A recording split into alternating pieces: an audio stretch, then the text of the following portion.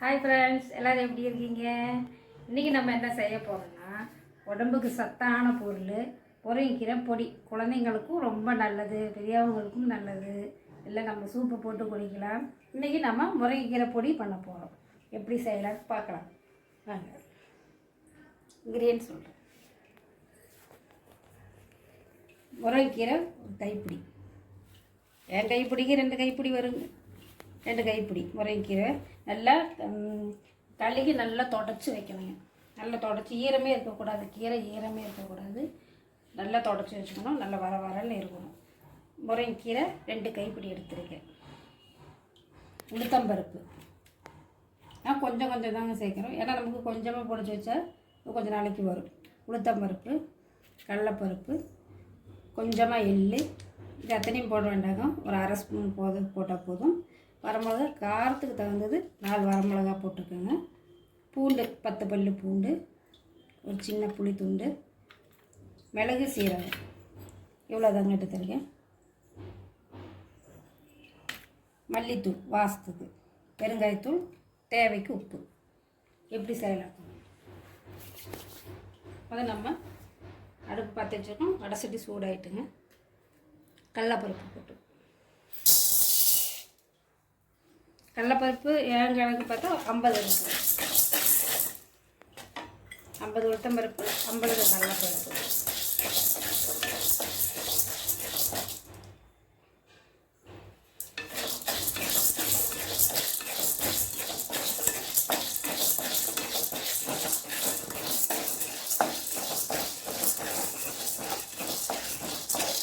அடுப்பு கொஞ்சமாக சிம்மிலே வச்சுட்டு வறுத்துக்கோங்க.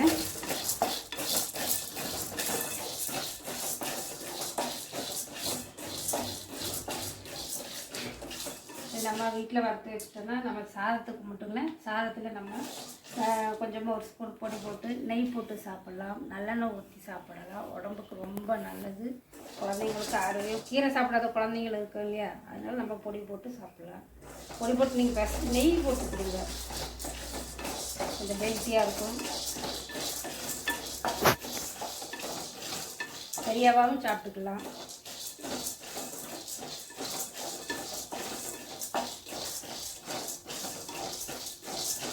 முருங்கைக்கீரையில் நம்ம சூப்பு போட்டு செய்யலாம். சூப்பு, மிளகு, கீரை இதெல்லாம் போட்டு அது ஒரு நாளைக்கு நாங்கள் வைக்கலாம்.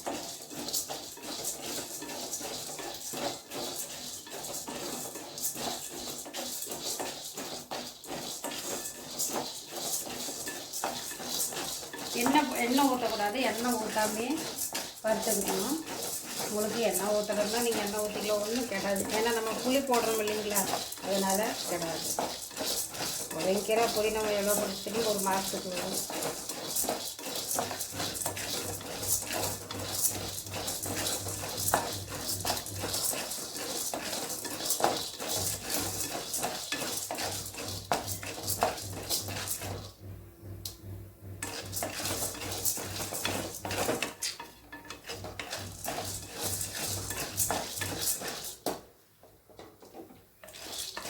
வறுத்துட்டு போகணும். இந்த மாதிரி வறுத்துக்கலாம்.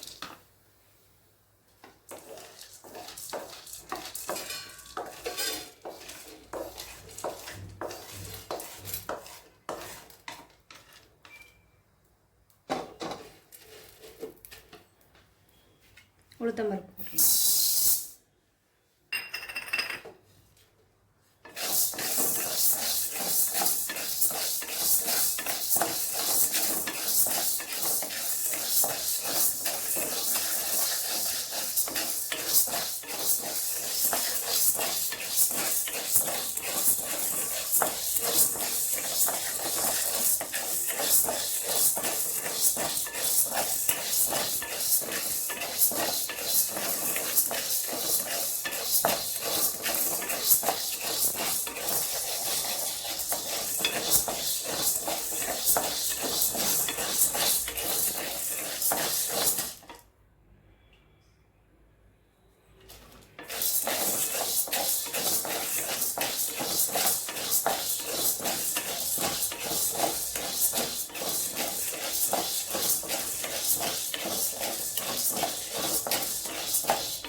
நம்ம உளுந்து பருப்பு வாசனை வறுக்கும் போதே வாசனை வருங்க.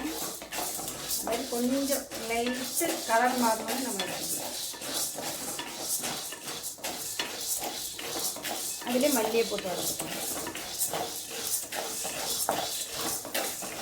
உருளைப்பருப்பு வாசனை வந்துச்சு.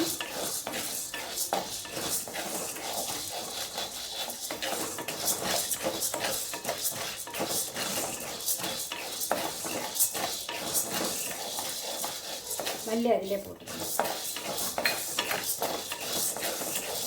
மல்லி ரொம்ப வேணும் இல்லைங்க, ஒரு ஸ்பூன் எடுத்தால் போதும். ரொம்ப நிறையா போட்டாலும் மல்லி வாசனை தான் நிறையா இருக்கும். நம்ம நிறைய பருப்பு வாசனை தான் நமக்கு வரும். மிளகு சீரகம் போட்டுக்கலாம். அது 1-2 போட்டால் போதுங்க.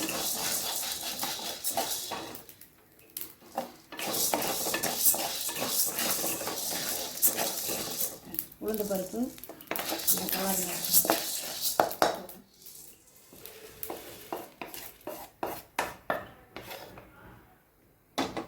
நம்ம கொஞ்சமாக கொஞ்சம் எள்ளு போட்டு லைட்டாக சூடு பண்ணிக்கலாம்.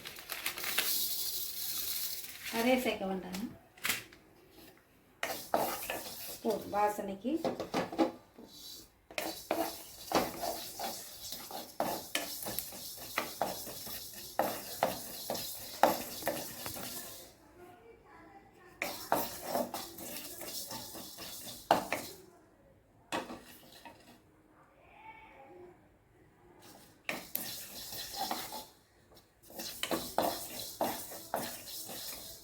எண்ணெய் எள்ளு பொரிச்சோன்னு எல்லாம் படப்படவான்னு தெரிஞ்சுக்கோங்க.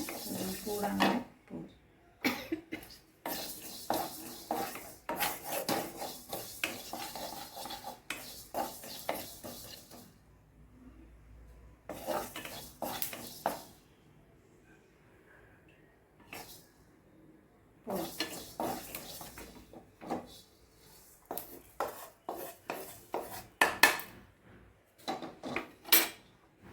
கொஞ்சம் நம்ம எண்ணெய் சேர்த்து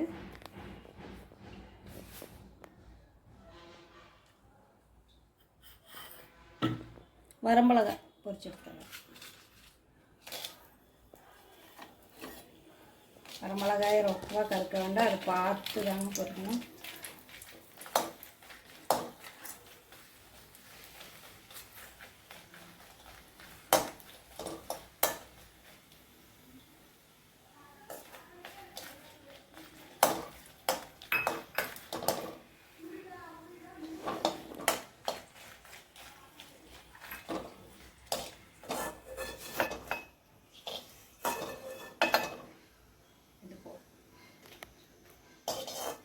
ஏன்னா வரமிளகா காரம் கம்மியாக சேர்த்ததாங்க, குழந்தைங்கள்லாம் சாப்பிட்றோம் இல்லைங்களா, அதனால் நம்ம காரம் கொஞ்சம் கம்மியாக சேர்க்கணும்.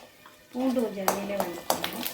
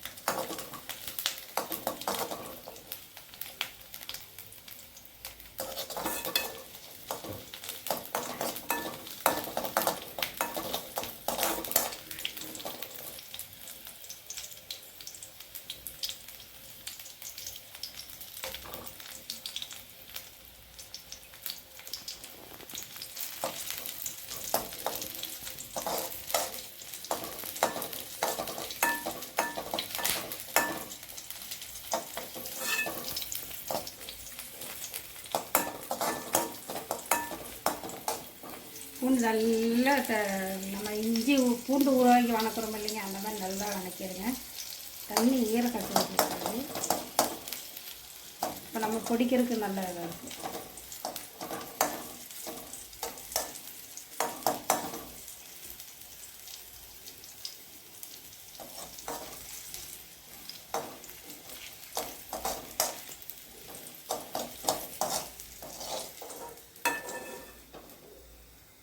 பூண்டு இது பாருங்க,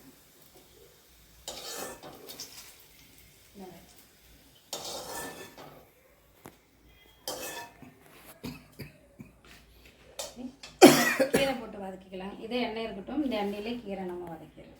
சிங்கில் வச்சு தான் வதங்கணும். கையில் வதங்குறதுலேயே கையில் வச்சோன்னா கீரை வதங்காது, அடி பிடிக்கும்.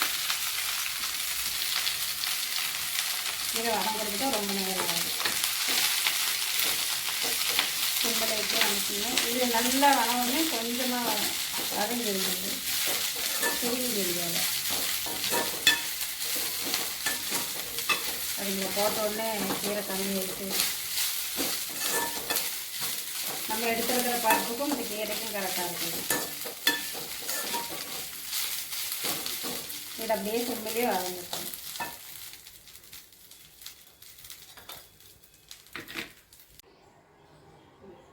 இப்போ முருங்கைக்கீரை எப்படி வறுக்கணும்னா இப்படி பார்த்துக்கோங்க. நீங்கள் முருங்கைக்கீரை நான் கொஞ்சம் கொழுந்து எடுத்துகிட்டு, நீங்கள் இன்னும் கொஞ்சம் முருங்கைக்கீரை எடுத்தீங்கன்னா கொஞ்சம் முத்தின கீரையை எடுத்துக்கோங்க. எடுத்துகிட்டு நீங்கள் ஒன்று வெயிலில் காய வச்சு கூட பொடிக்கலாங்க. நம்ம இப்படி வதக்கியும் போடலாம். எண்ணெய் ஊற்றி வதக்கினாலும் அது ஒரு வாசம் தனியாக இருக்குங்க. வெயிலில் வச்சு காய வச்சு போட்டால் அது ஒரு டேஸ்ட்டாக இருக்குங்க. இப்போ இந்த மாதிரி வதக்கப்போ முருங்கைக்கீரை எப்படி நான் வதக்கியிருக்கேன் பாருங்க. இந்த மாதிரி வதக்கும்போது கொஞ்சம் கெட்டி பிடிச்சிங்க. அப்புறம் நம்ம இந்த கம்பி வச்சு இப்படி கலரி வச்சுருங்க. பறக்குன்னு சவுண்டு கேட்கும். நல்லா இதாகிடுச்சுங்க. இந்த மாதிரி ஆனதுக்கப்புறம் நம்ம பொடிக்கலாம். ஆற வச்சு பொடிச்சிக்கலாங்க. இதில் இப்போ நம்ம புளி போட்டு வதக்கிக்கலாம். அப்படியே இந்த பருப்பு வறுக்கும்போது அதிலே போட்டுலாங்க. இல்லைன்னா நம்ம இந்த கீரையில் கடைசியை போட்டு ஒன்று சூடு பண்ணிக்கலாங்க. உப்பு பொடிக்கும் போது போட்டுக்கோங்க. கீரை எப்படி எடுத்து பாருங்கள். கையிலே எடுத்துக்கலாம். இப்படி ஆயிடுங்க. சரிதா?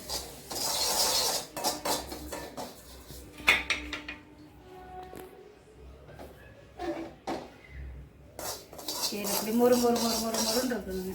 பொடிக்கும் போகும்போது ஈரத்தன்மையாக இருக்கக்கூடாது. இப்படி முருன்னு இருக்கும். ஆனால் கலர் அப்படியே இருக்குங்க. நீங்கள் பொடிச்சிங்கன்னா கலர் அப்படியே இருக்கும். சேம் கலர் மாறாது. அவ்வளோதாங்க. இனி அதை ஆற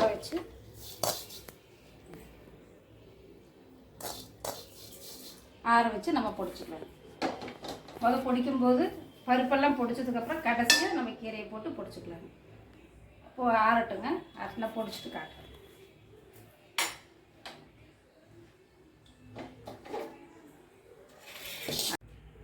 இப்போ பொடிச்சிட்டேங்க பாருங்கள். நம்ம கீரை நல்ல முறுமுறும் அதுக்கு மேலே வரும். இப்படி இருக்கணும். ஈரத்தன்மையாக இருக்கக்கூடாது. அப்போ தான் கீரை ஒரு மாதம்னாலும் நமக்கு இது பொடி ஒரு மாதம்னாலும் கண்டிப்பாக தாகும். நம்ம லைட்டாக தோசைக்கு போடலாம், சாதத்துக்கு போடலாம்.